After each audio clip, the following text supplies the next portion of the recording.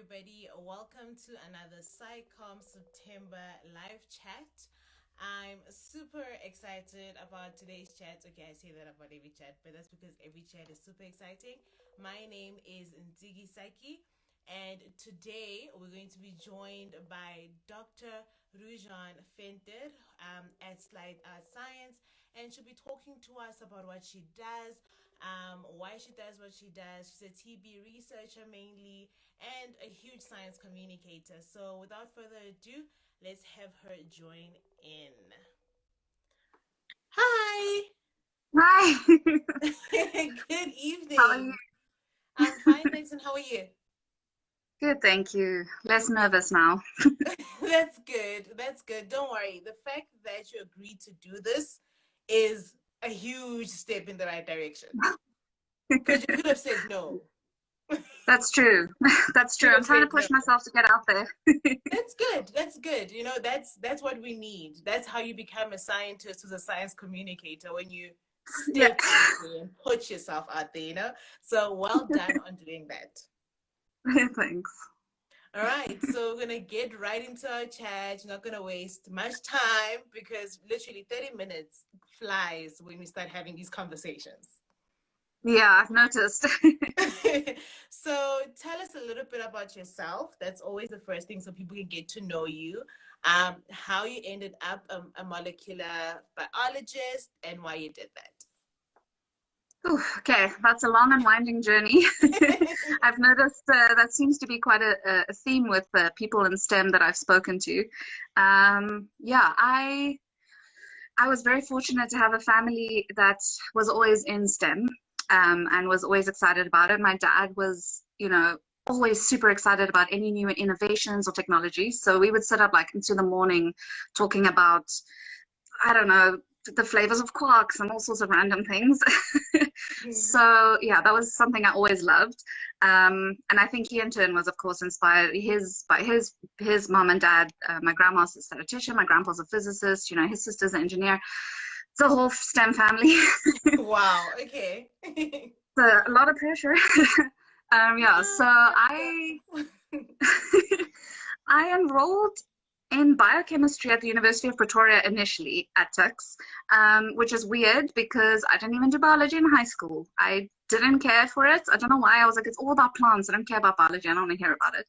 That's But I interesting. decided to enroll in biochemistry because my dad was excited about it. And then he passed away 2 weeks after I enrolled, unfortunately. Um, but then my mom got a job in Cape Town, so I transferred to UCT. And I decided to do astrophysics because everything excites me. And I learned very quickly there's a lot of physics in astrophysics, and it's not something I'm very good at. Oh, So okay. I swapped to chemistry.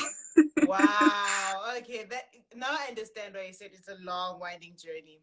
Continue. Yeah. So I loved chemistry, and I ended up actually failing one of my exams in second year, because we had some family drama and I couldn't study for exam, whatever. So I ended up having to redo one of basically a whole year, because it was just one module. So I took electives, and one of my electives was microbiology. And I mean, I'm not exaggerating when I say it was love at first sight. I was blown away by it. Like, it was just so fascinating to me how these tiny little microorganisms can just regulate themselves and adapt to environments, and they're just tiny little computers, really. And I was fascinated by that, so I decided to stick with it. And I did the lecture that really got me excited was the lac operon, and that was taught by Prof. Val Abrat. And I ended up doing my honors with her, and she ended up retiring, so I didn't stay with her. But my co-supervisor at the time, Bruna Galvao, her friend was doing TB research, and he was looking for a master's student. And TB was one of those bacteria that were also, the weird ones. They're not gram-positive, they're not gram-negative. There's all sorts of, they've been with humans for hundreds of thousands of years. They're adapting. So I was like, okay, this is exciting. I want to learn more about this. And also because it's research that directly impacted patients and people. So it was something that I was like, I want to know that the research I'm doing has an effect. So that's why I got excited about it. And I ended up doing my master's with him. He ended up transferring to Stellenbosch University, and I had to get a license and learn how to drive and go over there as well. So yeah, I ended up doing my master's, and I am someone that gets bored easily, or rather someone that gets excited by a lot of things. So my project ended up being quite big because I wanted to do everything. So it was upgraded to a PhD, and I'm still in that lab because I'm still loving the research we're doing, and it's going into cool places. So I'm excited to be taking that research forward. Oh, wow. And that's how I got WHAM. Wow, that's an interesting journey, to say the least. You've studied a lot of different things along the way, but it's very cool that you eventually found what, you know, makes you happy and is the reason you wake up in the morning. It's like, I'm excited to do this, you know.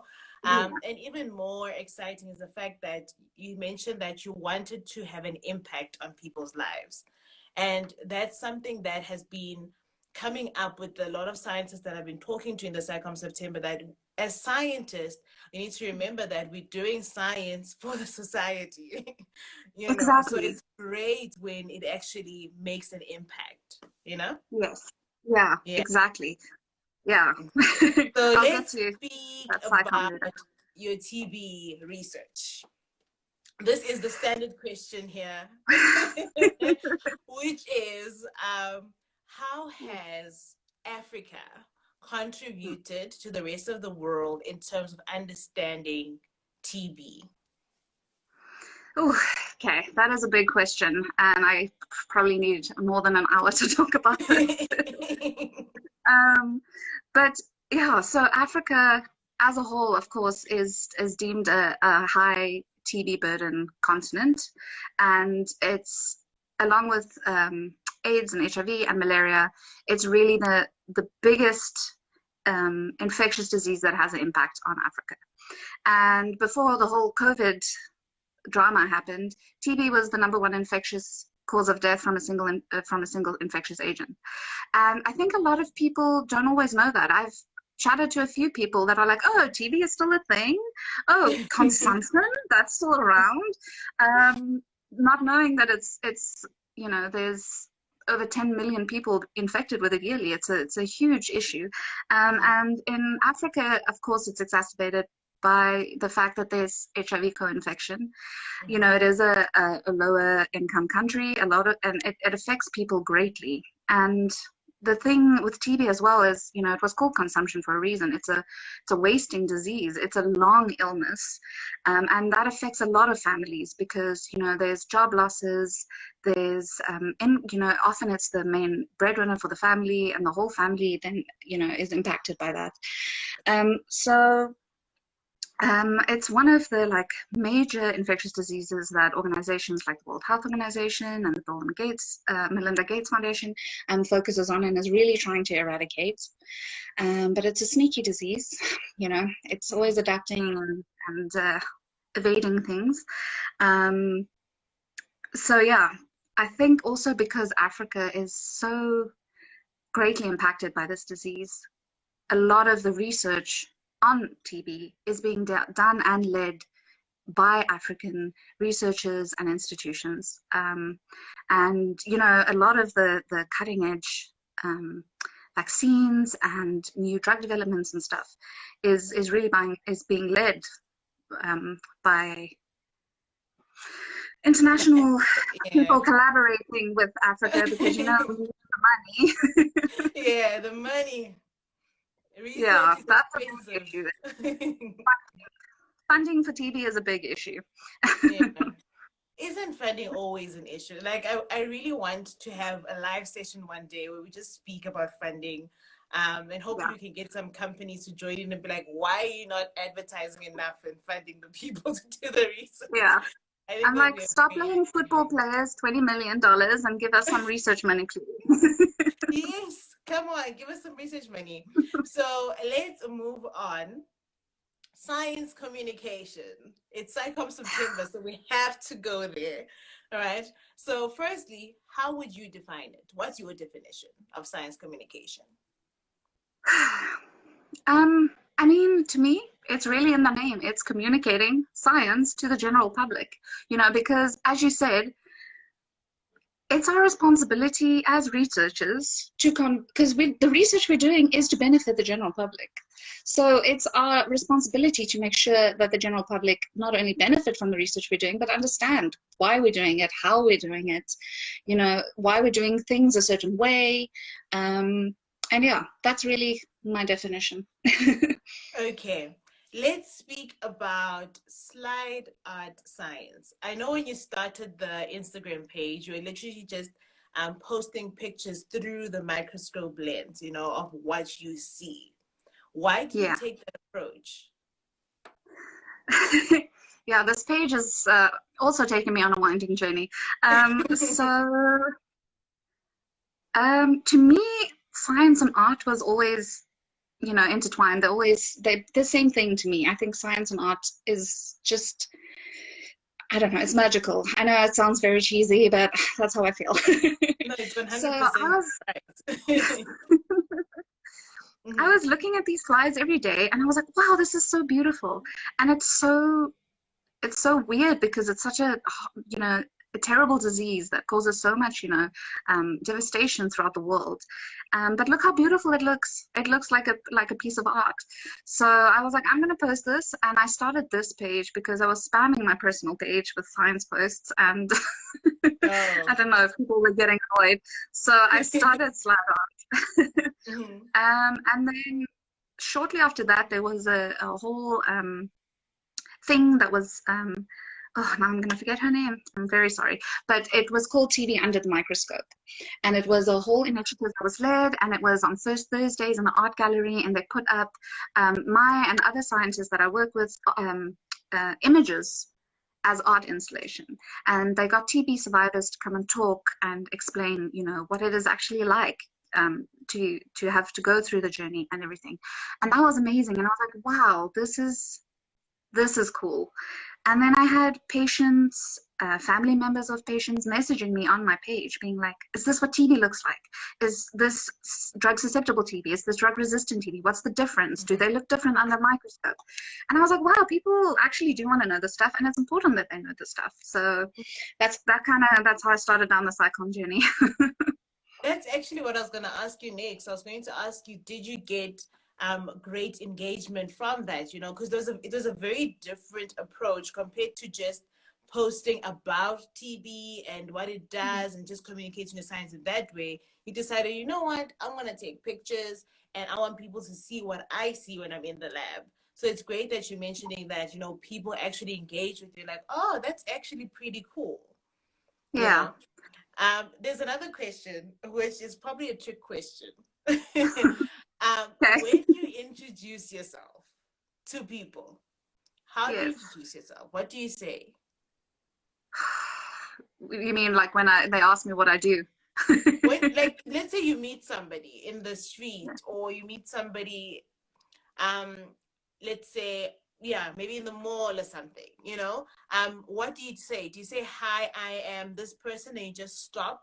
Or do you say, hi, I am, and I am a scientist? That is a good, and yeah, I normally just go, hi, I'm Rouxjeane.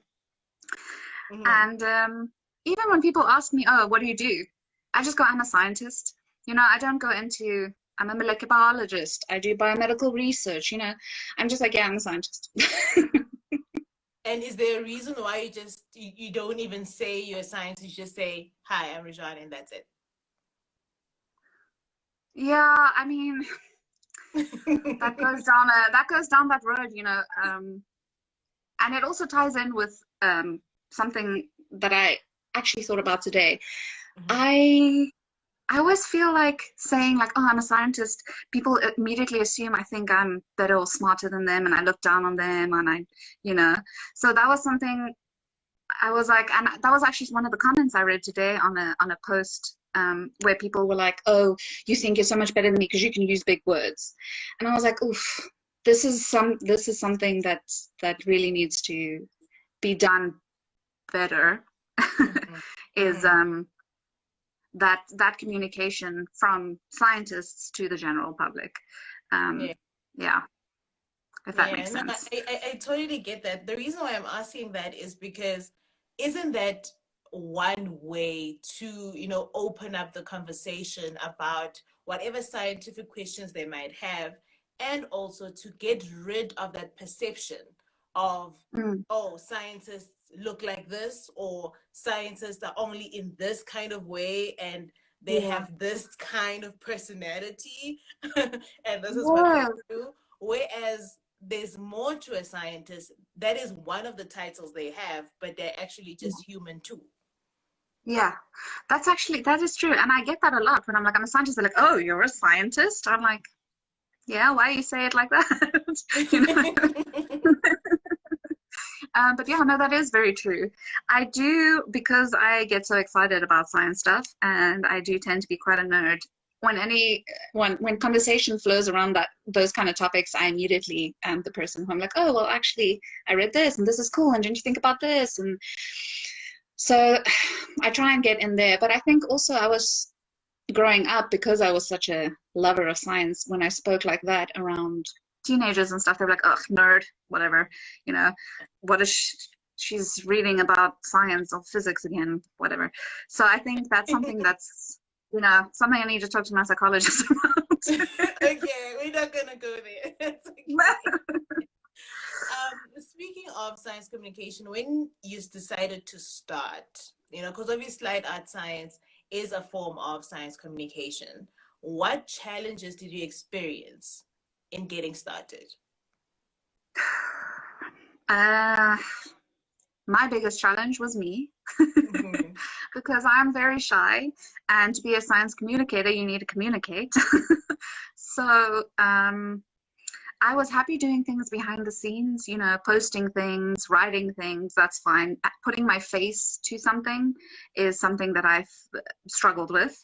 And also, yeah, to be honest, I had a very, I wouldn't say rough, but like a enemies to lovers relationship with SciComm. I actually used to hate science communication.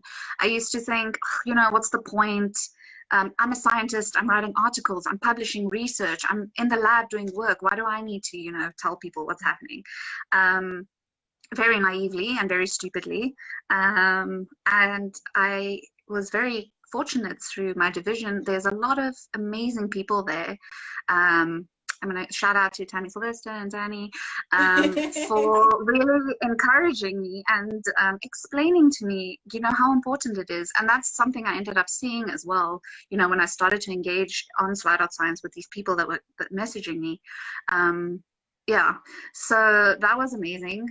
Something I still struggle with is frustration when you're trying to communicate to people.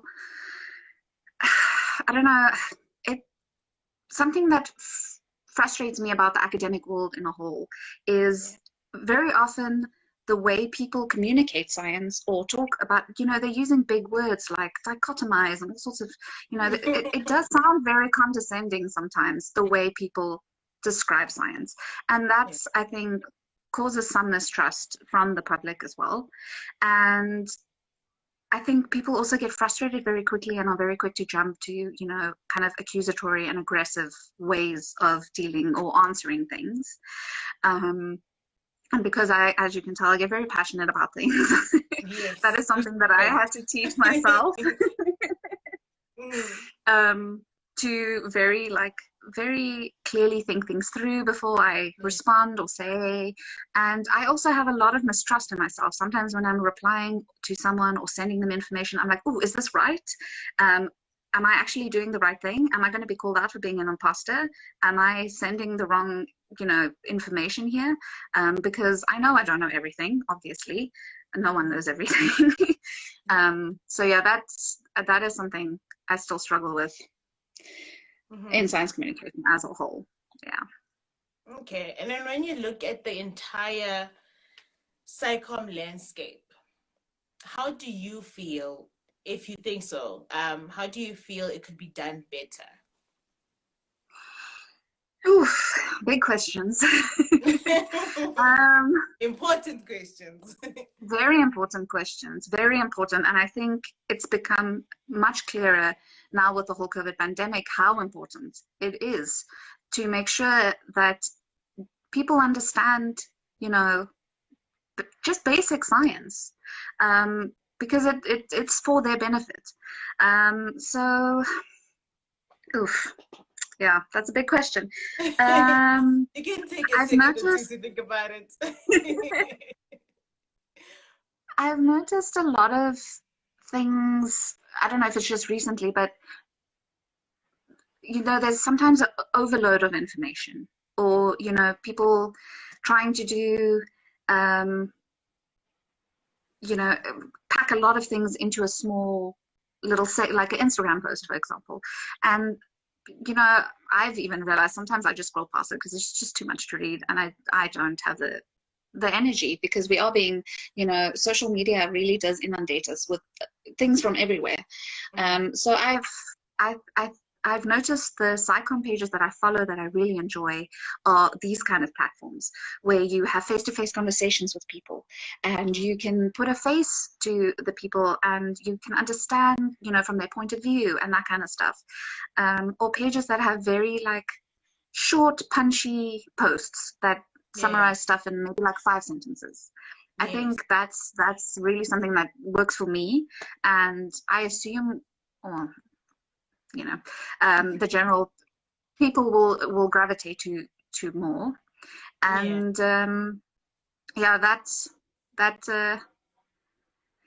that aggressiveness and condescending, you know, that condescending tone that comes from a lot of posts or messages, you know, being like, oh, you're an idiot, why would you think this? Or you're Yeah. so stupid, why can't you see?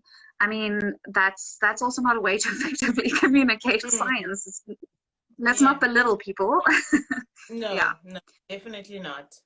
Definitely not. I definitely agree with you in terms of shorter, to the point, concise posts. You get what I'm saying? Hmm. And that is where art comes in, because Hmm. that is when science communicators can use a picture, can put together a video. If you don't know how to put together a video, you get people to help you, like myself. I can do that for you, kind of thing. You know, you put together a little video and you just put that to communicate your message, you know, instead of a very long post where people are not going to read it. No. Especially when they know it's just a whole bunch of scientific jargon. So Yes. you know, it kind of then makes it hard, and it's another barrier again to that communication where it's just like, oh, I must read all of this and then comprehend all of that I'm reading. You know, it's one thing to Yeah. read it and another thing to actually understand what you just read. So Exactly. I really like the fact that the point that you made there about just posting differently. I think that's important. Before we carry on, literally our time is literally almost done. I can't believe it. But there's a question here, so let me just press here and read it. This is from Rose Bush. She says, how do you deal with imposter syndrome? We all go through it on a regular basis as scientists. Oof. That is a big question. I mean, that is something that we all, of course, struggle with. Myself more often than not. Um, uh, Even when I have calls with people that I'm collaborating with, I'm like, oof, I'm the most junior here. I don't know what I'm saying. My voice isn't worth it, you know. They just don't think I'm an idiot. And I get like really bad anxiety about it, actually.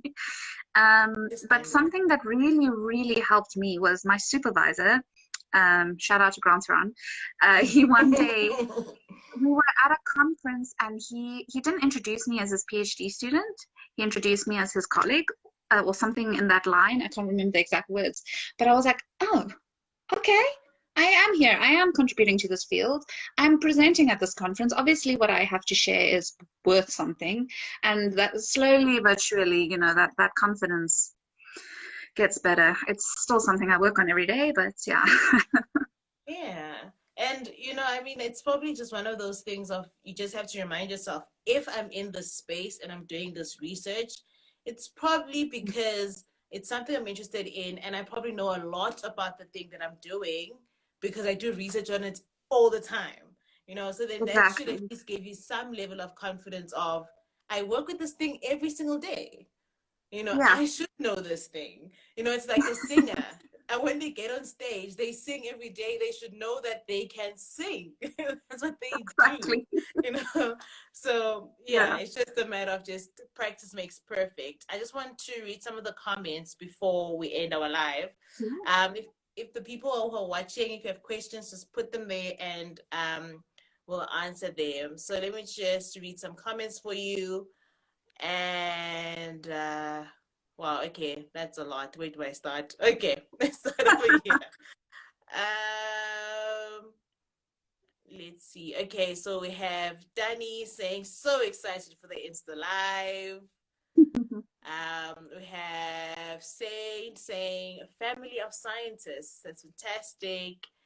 We have Gamnandi saying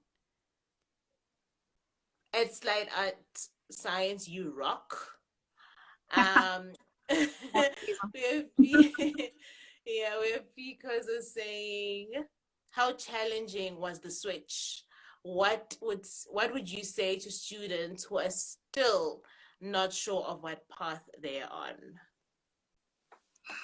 That is a very good question. And I mean, I obviously was always excited about science, but deciding which science was the main question. And I think a lot of people think they have to have it figured out when, you know, you come out of school.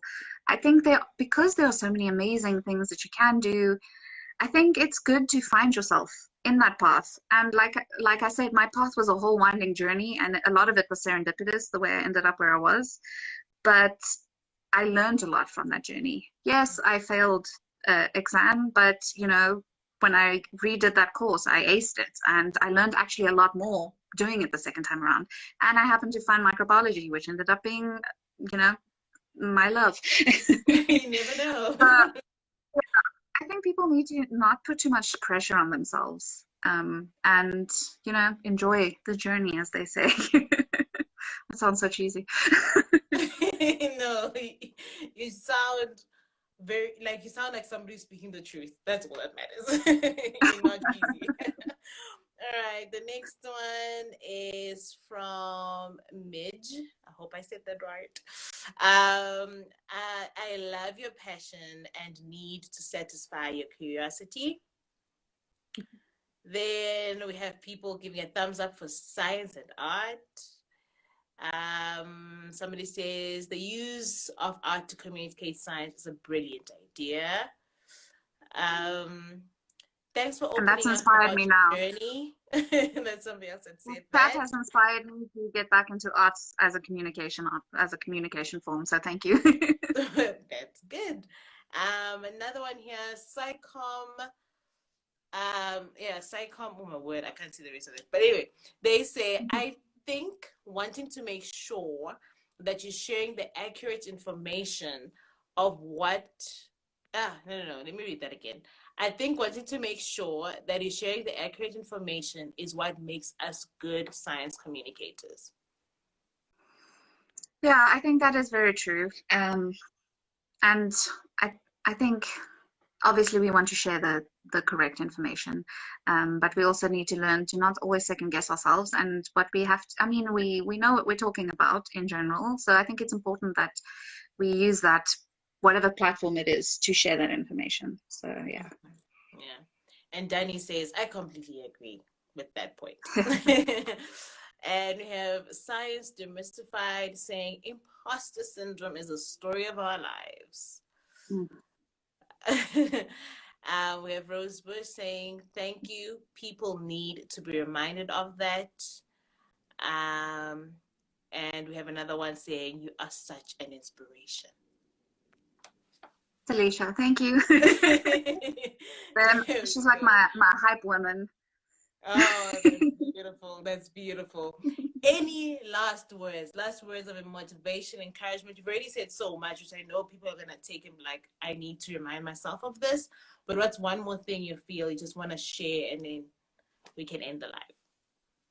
Oh, also a big question for me. I think. Okay, just one. I know you want 20, but just one. I think the number one thing I want to say is thank you very much for this and for the whole platform that you run, because I think this is a fantastic, fantastic way to get people involved and excited. And I think SciComm is definitely very, very needed for making sure the public stays, informed and can make their own choices and decisions. Yeah. Thank you. Thank you. Thank you so much, Dr. Venter, for joining us today. Or do people not call you Dr. Venter?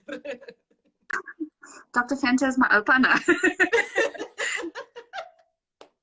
Makes sense. But you worked hard for that title, and you have that No, surname. no, We gotta use it. We gotta use it somewhere.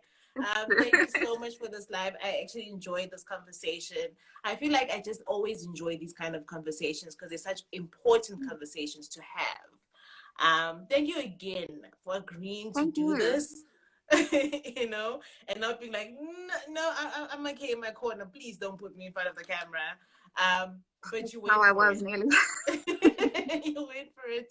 Well done. Have a fantastic evening, and thank you for everybody who came through and engaged and watched. We really enjoy having you here. It makes the conversation so much better when people are actually watching. And it's not just the two of us. So that makes a difference. 100%. So yeah, I think that's it for tonight.